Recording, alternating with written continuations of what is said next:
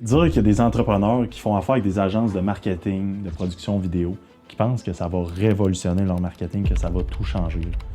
Ce monde-là, il paye 2000$ par mois pour avoir 12 vidéos, 2 pubs. Genre. Ça n'a complètement aucun sens. Les agences que ce monde-là choisissent, ils se basent sur de la quantité puis de la chance. Pour eux, le 3/4 des entrepreneurs, c'est des tests. Ils subissent des tests. C'est qu'ils vont faire leur contenu, ils vont aller chercher plein de monde, puis il y en a avec qui ça va fonctionner, puis il y en a d'autres avec qui ça va pas fonctionner. Ils vont trier les bons, les pas bons, puis après ça, ils vont se concentrer sur les bons. Fait que le monde qui sont moins bons ou qui ont eu moins de support, qui n'était pas naturel en partant, bien, au final, ils ont perdu 2, 3, 4 000$ par mois, puis ils sont frustrés, puis ils ont le mauvais goût du service de la production vidéo. À ce point-là, c'est tellement de la chance que ça avait d'être brandé comme un jeu d'hasard, puis d'être réglementé par l'Auto-Québec. Puis après ça, genre, t'as les bonnes agences. Ils sont rares, ils sont durs à trouver, on s'entend. Mais ces agences-là, ils se focusent sur la qualité. Ils vont mettre de côté la quantité, puis ils vont vraiment se focusser sur la qualité de leur service. Première des choses, ils ont des belles vidéos, genre, qui sont super belles, qui sont filmées avec de la bonne équipement. Après ça, ils ont du bon montage qui est pensé, qui est stratégique, avec des vrais bons monteurs. Surtout, ce monde-là, il utilise un système qui a fait ses preuves puis qui fonctionne vraiment, donc qui permet vraiment de multiplier les chiffres d'affaires des compagnies. Avec tout ça dit, le système pour faire de l'argent en ligne, il est simple. Puis il y a beaucoup d'agences qui sont pas au courant, qui l'utilisent pas.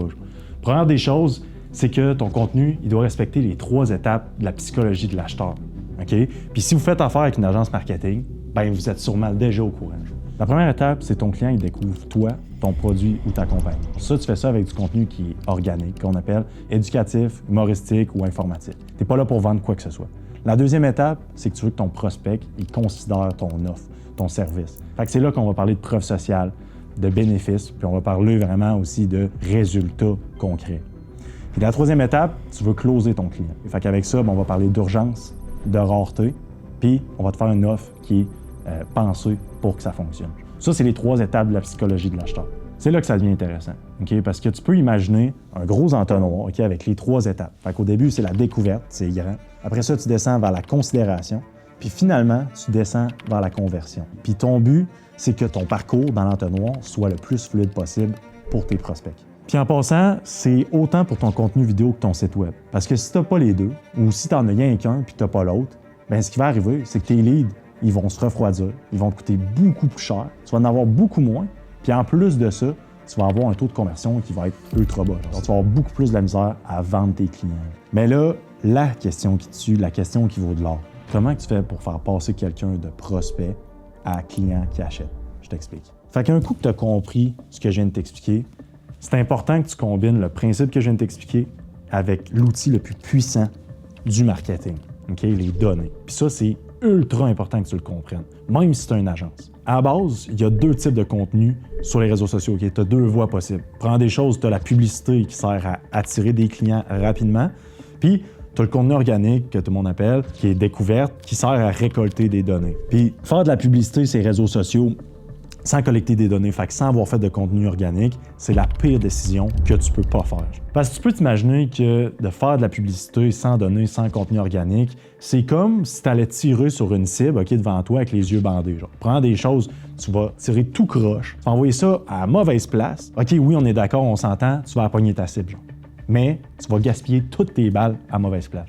Fait que tu comprends que quand tu lances ta pub, tu veux l'envoyer aux bonnes personnes, genre aux personnes qui ont regardé ton contenu, qui ont regardé tant de secondes de ton contenu, qui ont visité ton site web, qui se sont intéressés à ce que tu fais, qui ont regardé tel et tel contenu précisément, genre tout est pensé, tout est stratégique, puis ça, c'est fait pour les faire descendre dans ton entonnoir que je t'ai expliqué, puis que ça soit le plus fluide possible. Genre. Là, tes balles s'en vont toutes à la bonne plage. Fait que là, il y a une chose qu'il faut que le monde, puis que les agences surtout, comprennent, c'est que le contenu organique, c'est pas juste pour faire beau, c'est pas juste pour être viral et faire des vues.